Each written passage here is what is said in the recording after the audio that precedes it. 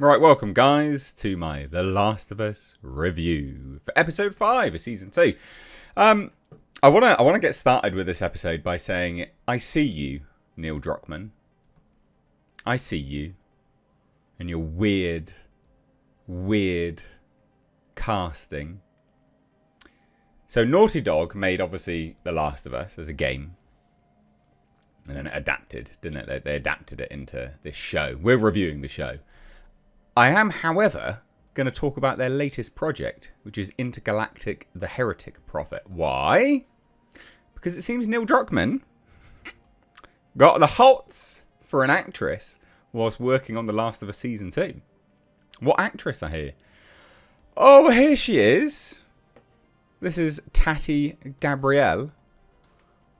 No, ladies and gents. This is not a screenshot from Intergalactic: The Heretic Prophet. This is...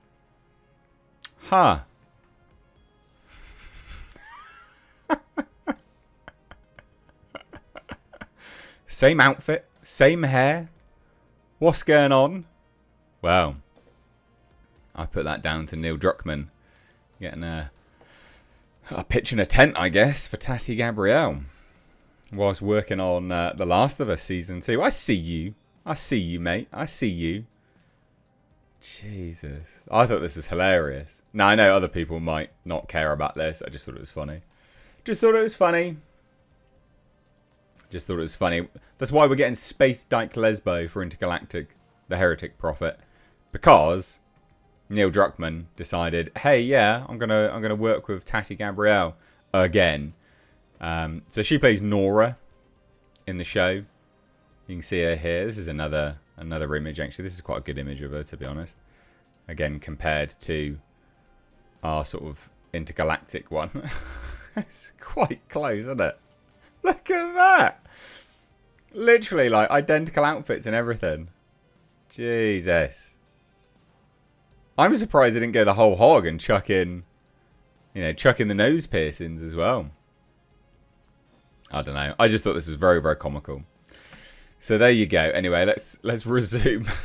Let's resume the review of The Last of Us Season 2, Episode 5. So obviously at the end of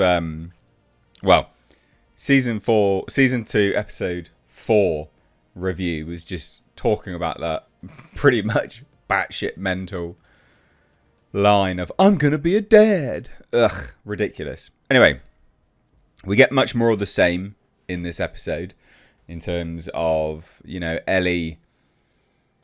They're trying to build Ellie and Dina's relationship. But again, people just don't care. Like, no one cares. I am continuously amazed by people's recklessness whilst living in the apocalypse. And I said it in episode 4's review. And it's no different here. It's no different here at all. We're doing the same kind of crap.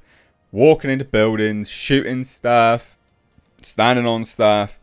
At one point, they all get chased by Wolf out of a hospital. And at one point, they all run off because they're being chased into a park. Now, I'm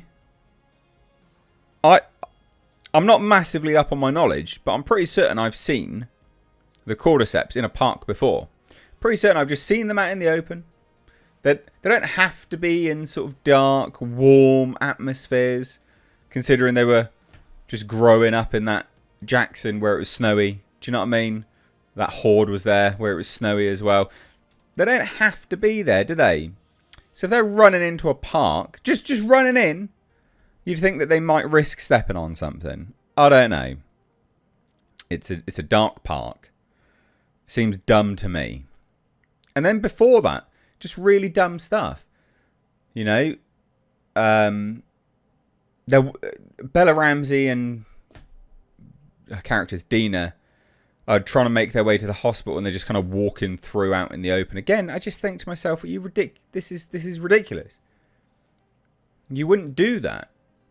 You wouldn't walk out in the open when you know that there are two factions fighting one another. Yes, you can hear one of them, but you can't hear the other. Right? Like, you just wouldn't do it. You just wouldn't do it. So that's dumb. And then just conveniently, people manage to turn up just when they're needed. Just when they're needed. I hate that. It's very contrived.